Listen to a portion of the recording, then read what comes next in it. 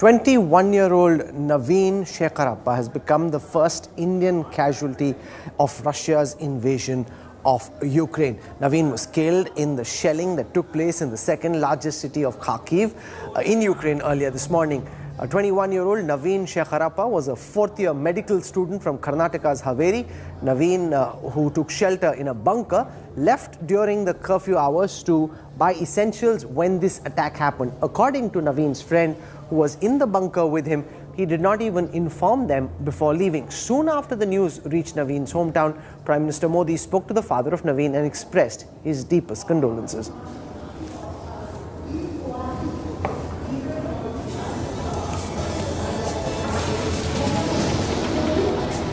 I just want to know if you're safe and if you've got required help. For now, I am safe in a bunker. We are waiting officials, whatever any updates we'll get for officials. But Naveen left the bunker, is it? He went to buy some supplies. Is that when he was? Because there is a curfew till 6 a.m. After 6 a.m. he went because we had a shortage of food. We didn't have anything from night, so he thought of going. Then this incident happened. And how many of you all are there in the bunker? Right now, we three are there. In different parts, there is more than 100 or 200 from Karnataka, and too many Indians are also there. I don't know exact number. Are you all getting any help from the locals? Yeah, some people are really nice. They're helping us to be in shelter. If Naveen left alone, is it? Did he go with someone or was he alone? No, he left alone. He went early morning. Everyone was sleeping. They didn't know that he went. He didn't inform you before leaving? No, he thought that he said yesterday because day before yesterday I also went to Tibet to buy this stuff. So he also thought I can also go today so that we can have something to eat. But unfortunately, till now, any incident would happen. But where I am staying, no incident was done. But today it has been very bad for us. Shrikant, any idea on how they're going to bring back Naveen? Is there any communication that they've made with you? Nothing. I don't even know what is going on. I only know that he's no more. Apart from that, I didn't even contact anyone. Nothing. We don't know anything up because the outside the shelters means there is too much of bombarding outside right now in Kharkiv. So I don't know what is the situation. How did you get to know that Naveen has passed? I contacted I was trying to contact him several times, but he didn't receive. Then I called again to his local number. A lady or some guy received. They were speaking in Russian. I didn't understand, so I gave this phone to one of my neighbor, one of my colleague who is staying in the shelter, this Ukrainian citizen. So they spoke and they said that they are saying this, and we contacted our head one. They said, yeah, he is no more. It's confirmed. And they have not told you anything about how they're going to bring the body? Nothing. There's no communication on that. No. Right now, no. Shrikant, are you in touch with authorities? Is there a line of communication open? Nothing. No. Have you all been assured that you will be evacuated from there? Yeah, but we have been assured that we will be evacuated, but don't know when.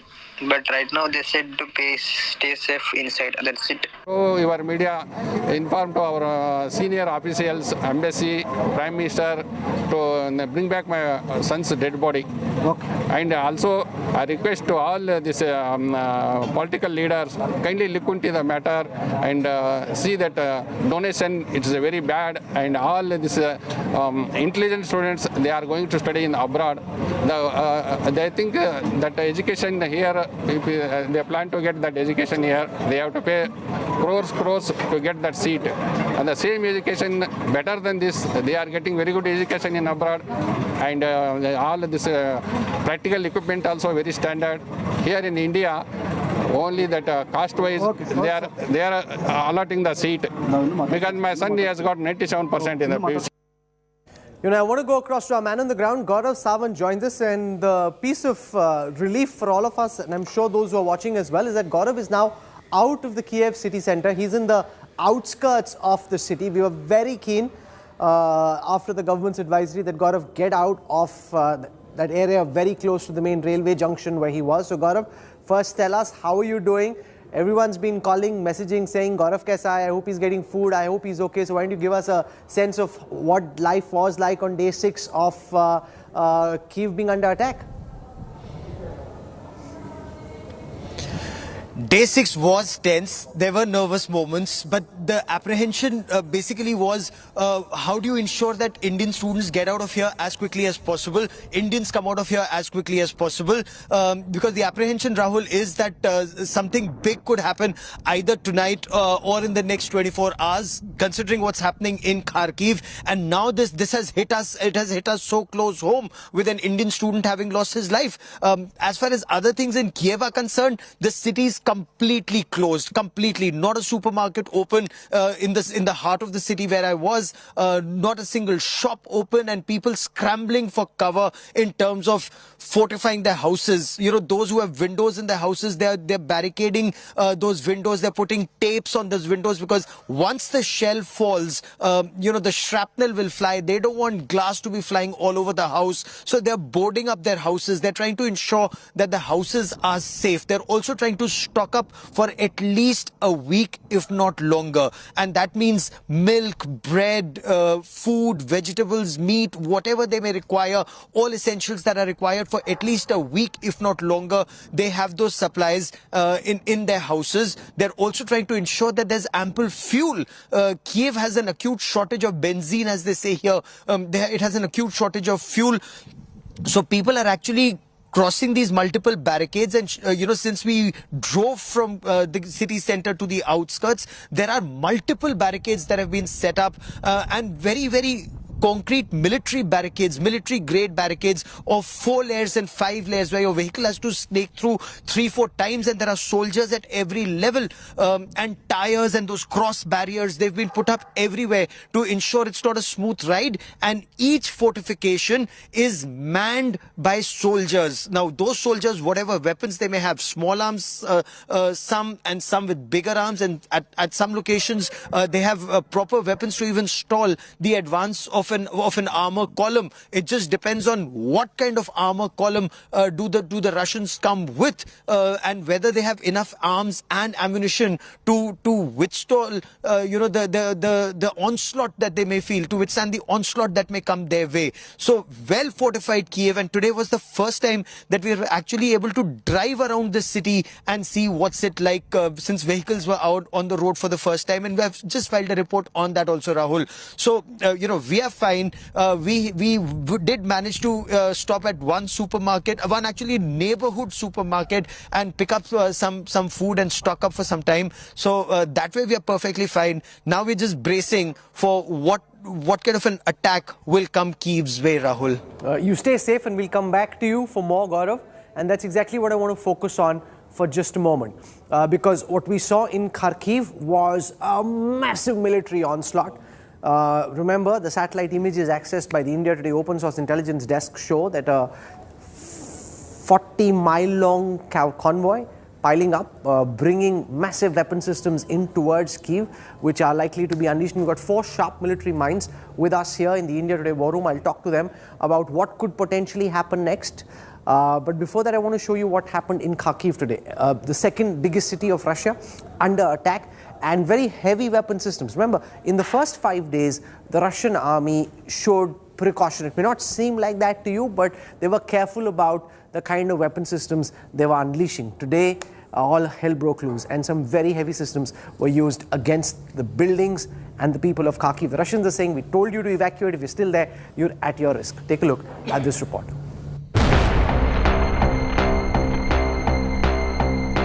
And just like that, the grand government structure in the heart of Kharkiv was blown to smithereens.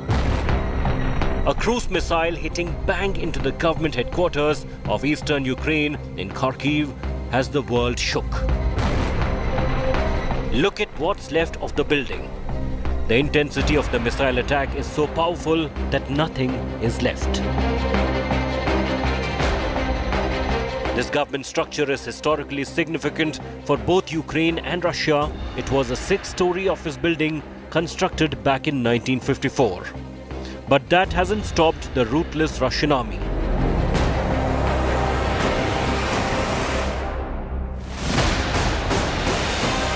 This happened in the busiest square. An area that's usually bustling is now filled with debris. The Russians are doing everything they can to take control of Kharkiv, Ukraine's second largest city. The fight for this city has been going on for the last few days, with Ukrainians refusing to back off. The result is a city ravaged by war. Russian military vehicles have been targeted by Ukrainian troops. Many military tanks set on fire. The Russians won't stop their non-stop assault. Kharkiv has become a battlefield. Sounds of blasts and explosions have become the new normal now. This is how Ukraine's second largest city, Kharkiv, looked like less than 20 days ago. After over 100 hours of being under siege, this is how the streets of Kharkiv look now. In the beginning of February, citizens were seen storming the streets. And on February 27th, dead bodies seen lying on the same road.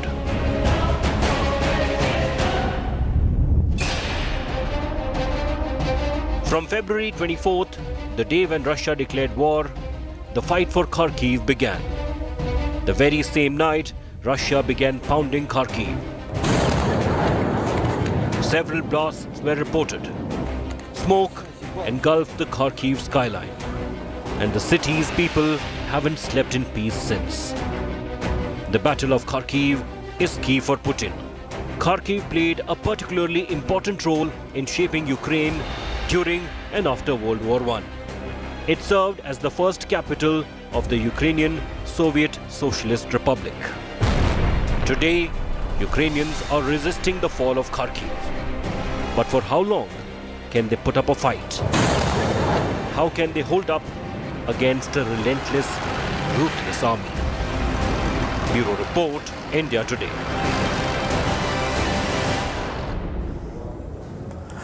Let's try and make sense of all that's happened so far till day 6 of this military campaign, and also from a military mind look ahead into what could happen next. I want to start by introducing from my extreme left, Lieutenant General Syed Ata Hasnain. He's been the GOC of the 15 Corps, sharp military strategist, will give us his sense of what's playing out on the Ukrainian battlefield. With us is Captain DK Sharma. He's been with the Indian Navy, also been involved in many rescue evacuations. So he understands a lot of these international evacuation processes and has been involved in them himself. Then we've now got in the studio Air Marshal Anil Chopra. He's the Director General for the Center for Air Power Studies, fine fighter pilot himself. And we've got Air Vice Marshal Arjun Subramaniam. He is one of India's finest military historians. I want to go across to General Hasnain first as I call upon some maps which give you a sense of the battle that's been taking place. And I want to start with Kharkiv. First, at an overall macro level, for those who are watching you at this time, give them a sense of how this battle has played out. Who do you think seems to have the edge? Why is it that despite the overwhelming force structure that the Russian army enjoys, they still haven't been able to control any of the major urban centers of Ukraine? Thank you, Rahul. Thank you for having me in this program. As to your question, it is obvious that applying reason and rationale to this situation is irrational by itself. So you really can't predict things out here. In the first 5 days of the war, today is the 6th day, I don't think the Russians have used their entire combat power. The way they could have made it available and applicable on the scene, they haven't done it. Perhaps they're calibrating for a particular reason, and that is they do want to maintain sanity. Also, at conflict termination stage, do not want to be accused as the villains of the peace completely, because this is going to be a huge humanitarian issue. But in 5 days, it is obvious that with limited use of combat power, they haven't been able to make that dent which was required. So now on the 6th day, and I expect that this will happen on the 7th, 8th, and 9th day too, they're going to ratchet up the amount of combat power that they are going to bring. Two areas, Kyiv and Kharkiv, both are acting as demonstration models. But what do they hope to do with these cities? Do you think that they hope to hold these cities? Because for an army with the kind of numbers that the Russian army is coming in, to be able to hold a city, say, of 4 million like Kyiv is a very tough ask. You see, now what we have been reported is a 64 kilometer, as you said, 40-mile convoy which is of air vehicles. I would put that as a strength of approximately 900 air vehicles, 3 armored divisions, which is a fairly large size force coming in towards Kyiv. Primarily what happens in these kind of operations is they will go for an isolation of the large built-up area. It can be a big city, doesn't matter. They'll surround the city. Surround it. The major arteries going out, etc., will be all blocked, will be dominated. To what end? Well, the intention is to make sure no one can come in, no reinforcements can come in. Then, after that, they will start putting the squeeze, is called investment, which is driving in all the elements which are there, the early warning elements, the tank teams and things like that, drive them into the built-up area. But when they come into the built-up areas, they can be targeted by the civilian population. The civilian population can come out in bits and pieces, right? But you've got a huge force around you. Then the most difficult part is the entry into the built-up area. And I remind you about Mosul.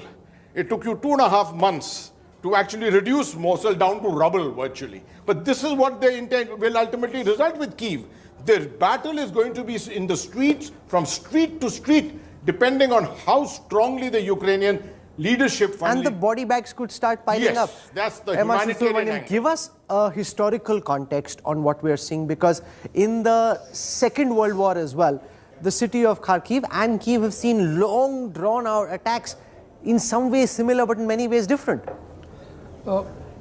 It's a little, at the outset, on behalf of my fellow panelists, I'd like to offer our heartfelt condolences to the family of Naveen, who was unfortunately killed in the shelling, and our hearts go out to the family. Coming back to Kyiv, the siege of Kyiv in 1941 took exactly a month, and there were almost 500,000 casualties during that siege. Those kind of Who suffered more? Of course, the Ukrainians. And what you've got to remember is that Ukraine is a country that has been used to conflict. It suffered the maximum during World War II. You've got to remember that there were the Jews who were first systematically decimated by the Nazis. Then there were the Ukrainians, and then the Russian army which pushed back against the Germans. So Ukraine has seen conflict. And I think history is a rallying point for the Ukrainians today. And that's what, if you remember, the president has invoked the country to rise against the Russians. And that's why you see empty bottles being put together as Molotov cocktails. Those are all a pushback to the World War II era. But I don't think we're going to see that kind of fighting that we saw in World War. Why not? Because let's look at Putin's game. Right in the beginning, Putin attempted to use coercion and posturing in order to force Kyiv to throw in the towel. It didn't work. It didn't work. And then he's attempting calibrated use of force. The only problem here is that this kind of calibrated force has to be tuned to limited conflict. And that is something that... But it doesn't achieve his end objective. Because unless he really scales up the level of force, how does he find a way to save his face and to get off the ramp? Here I will offer a different perspective from General Hasnain. I don't think there are going to be any hardcore military objectives that are going to be achieved in this conflict. What do you think he's aiming to do? It is going to be outcomes. At every stage, Putin will hope that he doesn't have to apply more force. And it would result in the achievement of his political outcomes. What is the outcome that you see? If you go across... If you look at, the way I look at it is, Putin will be satisfied if he can hive off Ukraine north to south, which is why Kharkiv is a main objective, which is why Sevastopol and the entire Crimean Peninsula will, and then if he can take control of because this Ukraine, part, Luhansk he already has. Yes. And so now there's another issue that can take place, that if he manages to isolate the eastern portions of Ukraine and leave a corridor for Ukrainian forces to exit without getting trapped in frontal engagement, I think that is what the Ukrainians will take. So you're seeing a north-south divide, not an east-west divide. No, I'm seeing a north-south. I'm seeing a north-south divide, and I think he'll be happy with the Russian-speaking dominated portion of Ukraine being a final outcome. But that's only a half victory. That's a Pyrrhic victory, right? No, there are no victories in, in modern conflict, there are no victories in defeat. It's only outcomes ultimately that one is looking for. A small question here, a small observation here. Every battle, every war has a center of gravity. Right. The center of gravity here is obvious looking at the map. It is Kyiv. It is Kyiv. The fall of Kyiv, politically, militarily, means the collapse of Ukraine. Absolutely. Virtually. Fully. Right? Fully. So, limiting themselves to the north-south or east-west division and hoping that that will make Ukraine fall and the Ukrainian government give that commitment that they are looking for, I don't think that is the conflict termination which Putin is looking at. Also, it makes him look weak because he sees himself as the modern day Tsar going in to a country which he perceived as weak and getting only half of it. Does it serve his objective? Air Marshal Chopra, your sense of the state of war at this moment, especially from an aerial perspective, it's very clear now that the Russian Air Force enjoys total air domination. Air defense has been immobilized. Ukrainian fighter jets aren't being able to take off. There's been a demand from Ukraine that NATO enforce a no-fly zone. Is that at all conceivable? How does that play out? Yeah. Firstly, I must tell you that I have a slightly different take than what sure, which is why we have all of you here. And we must have. Firstly, it's about speed and scale. You know, you must understand Ukraine is 4 times the size of Bangladesh. We took 15 days to go through Bangladesh, where we had 6 months of preparation and we had friendly ground, situation for us. And we have a air situation there, total superiority within the first 3-4 days. So there is a difference here, 4 times the size, and large Air Force still there, large army strength still there. But can that Air Force take off? So therefore, now what is the overall aim? As we all generally feel that, okay, Kyiv, political power, he wants to replace the Kyiv government with their own friendly government. 2 big cities, Kharkiv, he'll perhaps bypass, he'll not get into urban warfare. To go to Kyiv, he had no choice. You think he's not aiming for Kharkiv, he's aiming for Kyiv? No, Kharkiv he has to, because it's see, the main thrust line from Russia comes through Kharkiv. No, but the interesting thing about Kharkiv, and if you come to the map, the interesting thing about Kharkiv is the city closest to the Russian border, with the maximum number of Russian-speaking people who are supposed to be culturally closest to Russia. Absolutely. So, if there are 4 fronts, Kharkiv is the closest to Russia. The main thrust line coming from Russia is from Kharkiv. There are 2 fronts from the south. Here again, because of friendly Russian forces. But Kyiv is the political objective. See, he wants to install a government which will be pro, Russia, and therefore, and the only way to come to Kyiv is Belarus, and therefore Belarus has been the very, very important, So you think he'll come down from here? Because today the Belarusian president said at least Belarus's army will not be involved in this. No, but the Russian forces and even Belarus forces are moving on this axis towards Kyiv because it's the closest that they will come. Now let me tell you a little bit about the air power.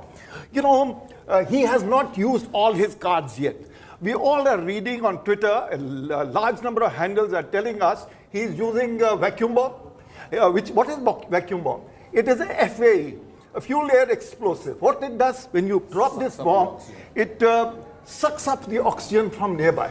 So his main objectives right now are military targets. He does not want to have civilian deaths, obviously because... No, but when you fire, and he doesn't have laser precision ammunition, it's an area weapon, it could go all over the place. It is. But his targets are currently military because his aim is that there should be lesser resistance so that he can move to Kyiv faster.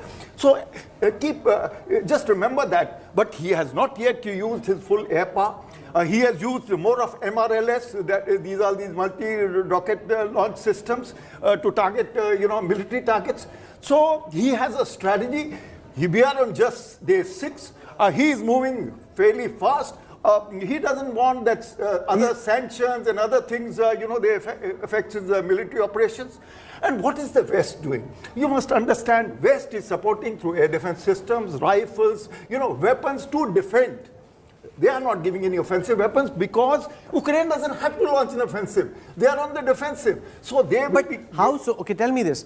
From all the weapons which are coming from the world over, there are some Javelin missiles, some Stinger missiles, others coming in. Yes. How quickly can the Ukrainians put them to use? Because you have to get them to the right people. I will tell you, ultimately, if the West is just going to give us support, one day Ukraine will fall.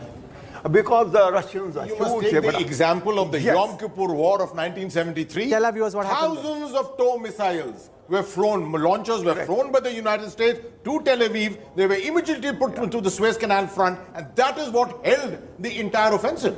And you know what is going to happen is, if few more aeroplanes of the Russians they can knock off with these air defense weapons that they are going to go, it is going to dent the morale. It is going to affect their. Also, what I noticed very interestingly is that some of the weapon systems being used by the Russian army actually vintage Soviet era weapons. Yes. So it's not like they brought their latest top of the line cutting edge Rahul, the initial days of the war have actually revealed a few chinks in Russian air power. Tell our viewers about them. They don't seem to have good night fighting capabilities. Exactly. So you see, the Russians started with blinding the Ukrainian air defense systems, and after that, normally it is followed up with another mission which is called offensive counter-air. They did not do that because of why not?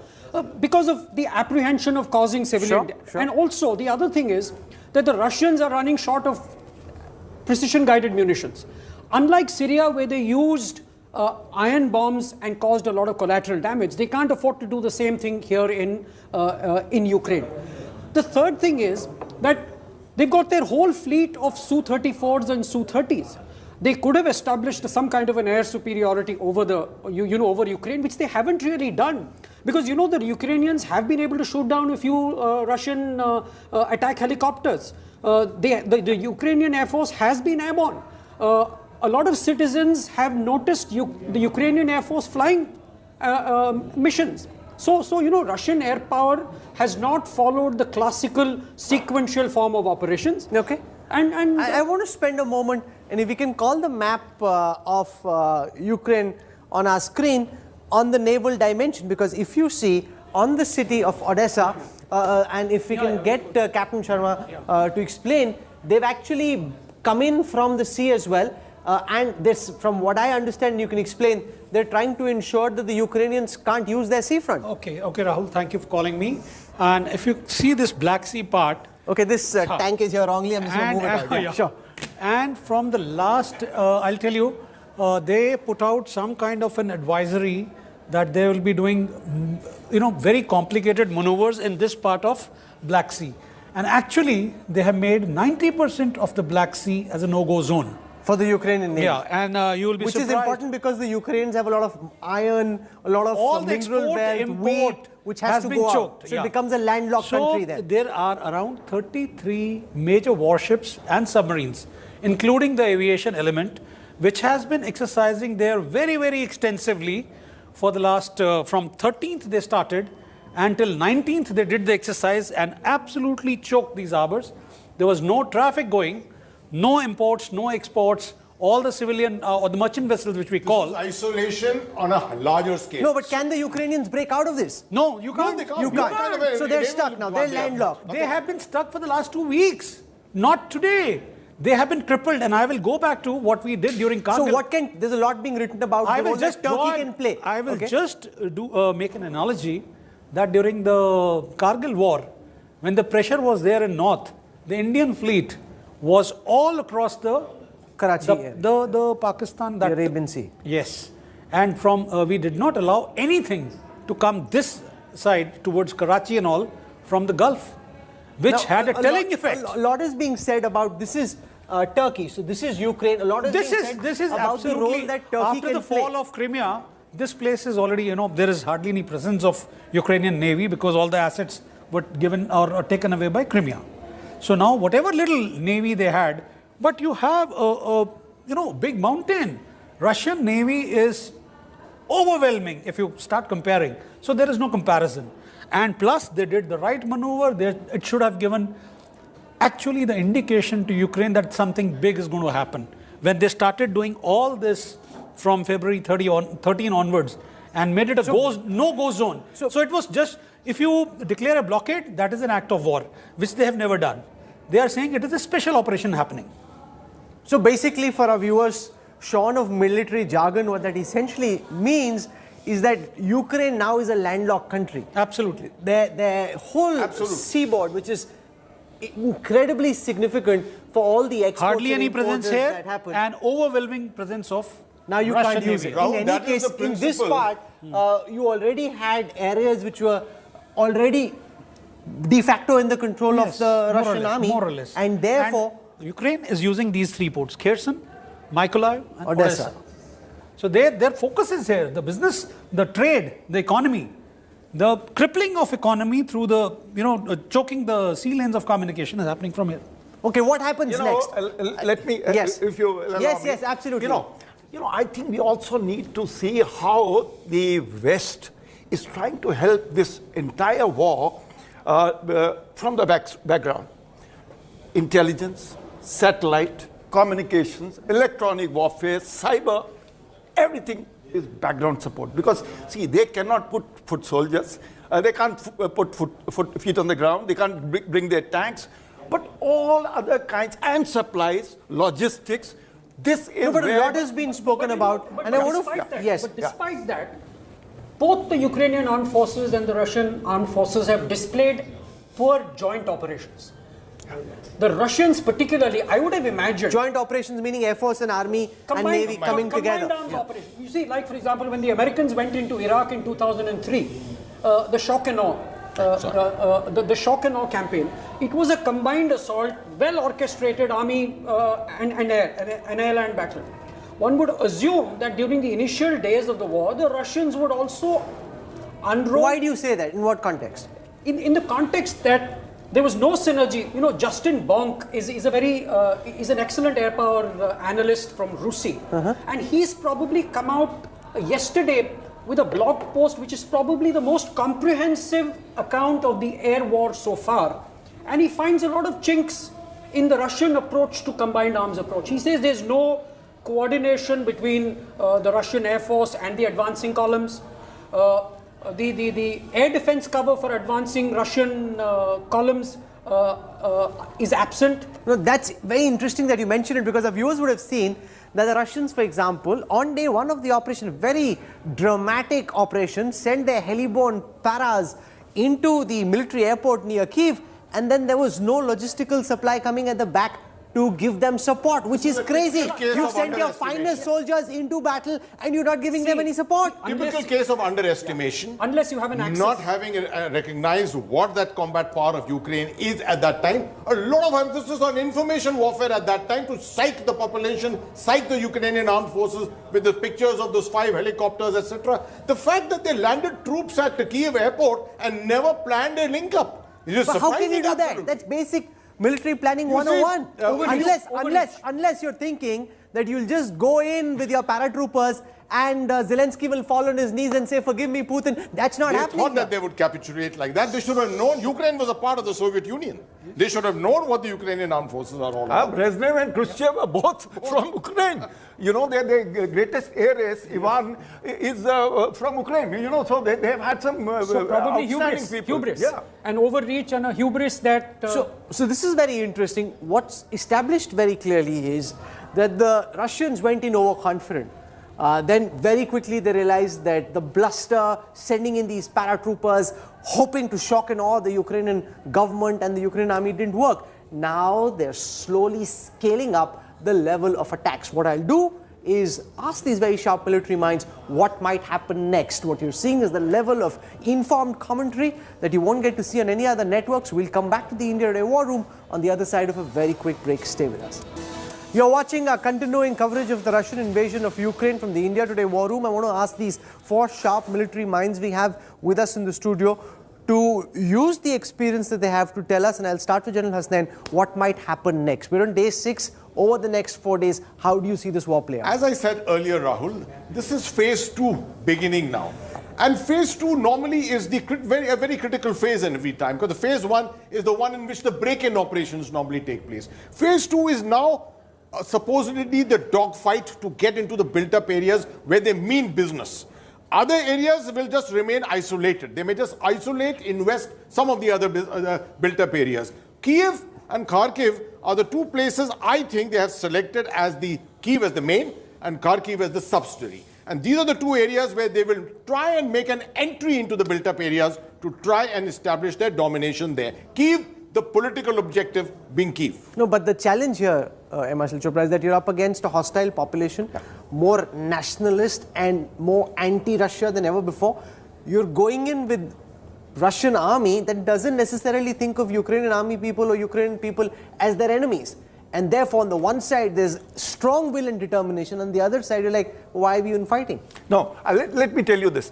You see, till now, if you see in the first 6 days or even phase 2 till next 10, 15 days, they are not targeting infrastructure. Because that infrastructure tomorrow is going to be used by them or the political leadership that they will create, they will not hit infrastructure. They are not interested in going into the towns. They are interested in only nullifying the defense capability of the military. That's all. And to replace the leadership in Kyiv. And that is How what long will it take to nullify the military capabilities of Ukraine? I think a significant amount they have done. Significant. But more needs to be done.